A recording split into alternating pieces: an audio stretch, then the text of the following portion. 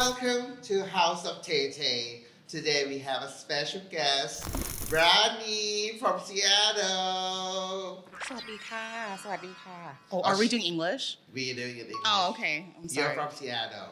Okay. Talk in Seattle accent, please. I don't have a Seattle accent. What accent do you have? I have a West Coast accent. I'm originally from Seattle, born and raised, and I dropped out of college to work at a startup called Snapvine.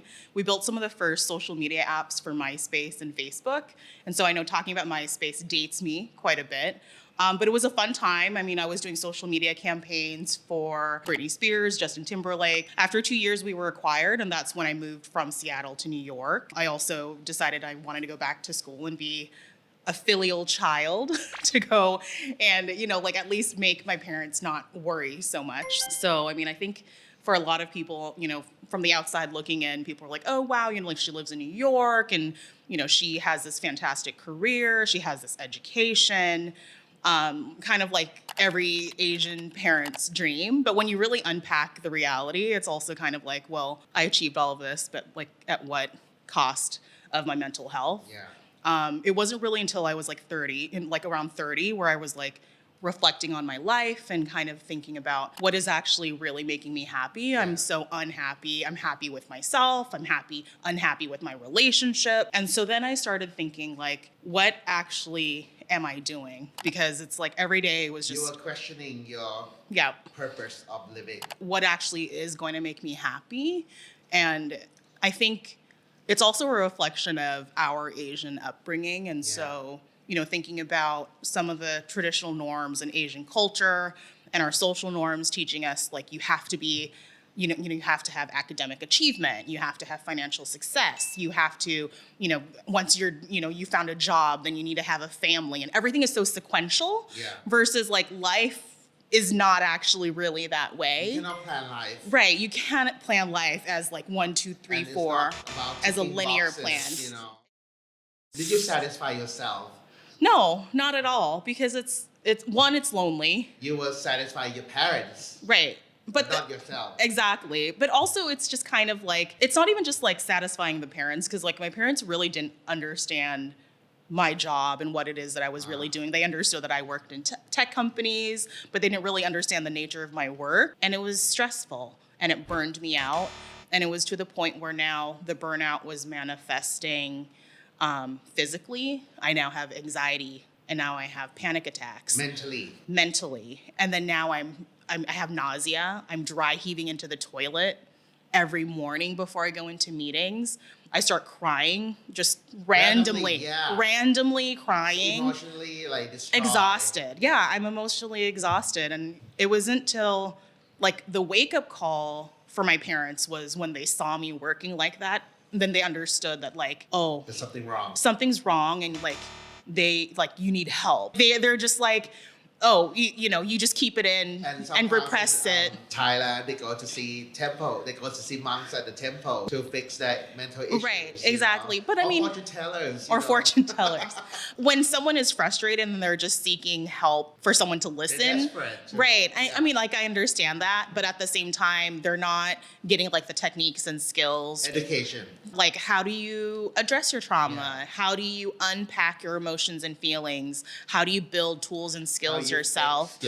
Right, to manage how you deal with different situations and scenarios. You need to pick up yourself when you, as an adult. Yeah. No, even kids, I think it's important to teach mental well-being to kids, I think our generation as parents, like our generation as millennials as parents, I think we do a much better job of opening these conversations with younger children, and even with Thai millennials as well. Like you can see this even from like my personal friends here in Thailand.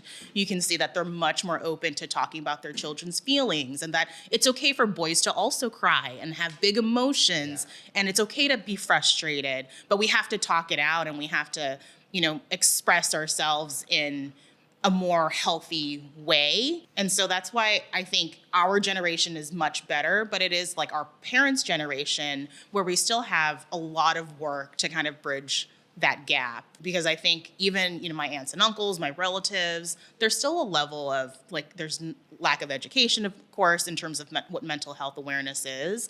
But I think it's also they just don't want to have that conversation. Like, it doesn't And it's exist. also a stigma. My mom has anxiety, but she doesn't get it treated because she feels she's okay. But every doctor that sees her tells her right away, you have crazy anxiety. You need to get it treated.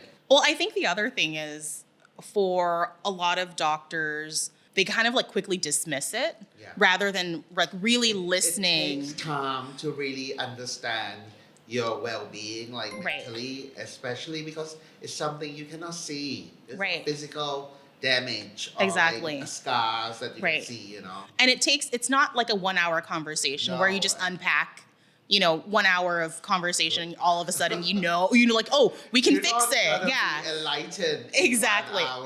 Exactly. So take time. It takes time. Take a lot of effort. What are the common expectations of Asian parents?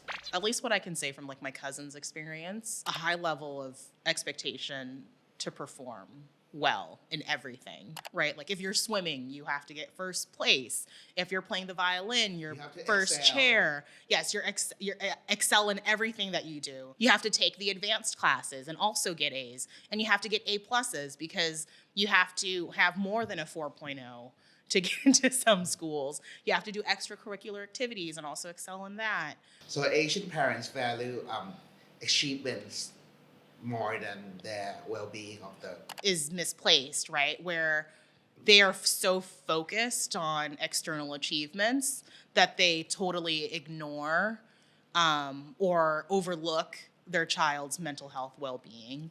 Like our child is perfectly fine if they just go to school every day, and we don't have to talk about how they're feeling. If are you okay, and have the conversation. Are you happy? Because it's like you're going to school and that's fine enough, or that's good enough. I don't place blame on our parents for thinking that way. It's how they were taught. But I think like now that we know and we have a responsibility to start opening up that conversation and changing the way that we look at mental health and having these conversations and having these discussions openly, because I think it also offers a sense of relief for people who are seeking help and they're timid or they're scared of opening up and asking for help. And so I think it's like by having more of these conversations, people are going to be more open to discussing it. This is why we have this channel, to have people on and talk about things that are not normally addressed Exactly. and might seem to be taboo in our society. But I mean, things will change, I believe.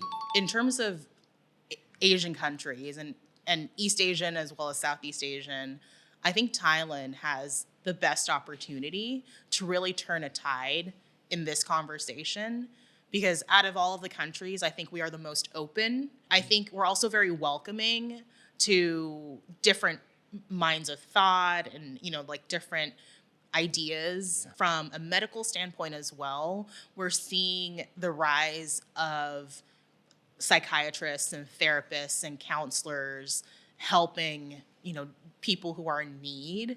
So I think that Thailand has the best opportunity to really kind of, make an impact in mental health therapy and behavioral health therapy. So you did therapy. I did therapy for 3 years. Explain I'm to still in What do you- therapy. yeah. I mean, at that time I was 36 years old. This was during my burnout, and this was when my primary care doctor was like, "Are you thinking about having children? Because if you're thinking about having children and you want to go under fertility treatments, you're not going to be successful. Because every single time I see you, it's like your soul has left your body. If you want to undergo fertility treatments, seriously, you're going to need to figure out how to have better integration of your work life and your personal life. And I suggest you going to therapy."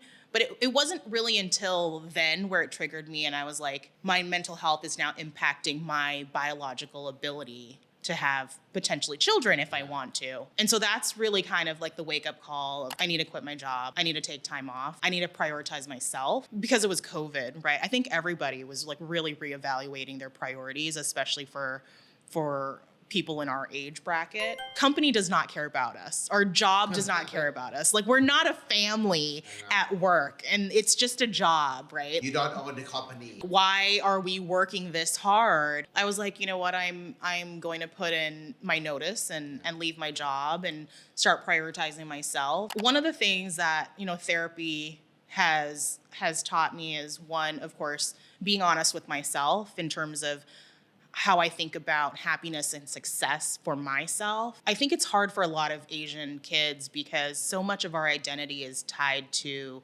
our external achievements. Being able to take the time off that I needed was also a privilege. But I think there's so many people, especially Asians and people of color, that are going through these challenges and they're not able to take the time and go to therapy, because therapy is also expensive if your insurance doesn't cover it in the United States. They're not addressed, and then what happens is, like, they ultimately explode. As a dual nationality, how do you see Thainess in perspective of, you know, someone outside, but as in the body of Thai, you know? Think about Thainess or being Thai as we're free to be who we are. And I think that's deep rooted in just the meaning of the word Thai, right? Like, Thai means we are free, we're independent. And I think that philosophy has kind of carried over time, regardless of our cultural ancestry or heritage, right? Like, you know, all of us have mixed heritage where, you know, some of us are part Chinese or Burmese or Khmer, Vietnamese, a lot of different heritages. But I think, you know, like, once we all come to Thailand and we're here, we become Thai. And I think it's a very unique culture. It's very different from other countries that are still very homogenous. For instance, like, you go to South Korea or North Korea, most everybody is Korean, right? Like, you don't have a lot of, I mean, of course they exist. There's biracial Koreans and all of that, but like, there's not a lot of diversity with the country in terms of, you know, people's heritage and the culture in that sense. And so I think Thailand, that's part of the reason what makes Thailand really unique to start talking about these things, is also because of the makeup of our country and who we are. Yes, we have Chinese ancestry, but we don't go around saying we're Chinese. Like, we say we're Thai. Yeah, exactly. Or like, we have perhaps like Khmer ancestry. We don't say like we are Khmer, we are Thai. But maybe we say we are Thai with Chinese ancestry, or Thai with, you know, Khmer or Vietnamese ancestry and things like that. But we are Thai first. Thank you so much today, my favorite Ranee. So we go to buffet now. Bye-bye. If you like this content, don't forget to like, comment, and subscribe to Taylor Srirat on all social media channels.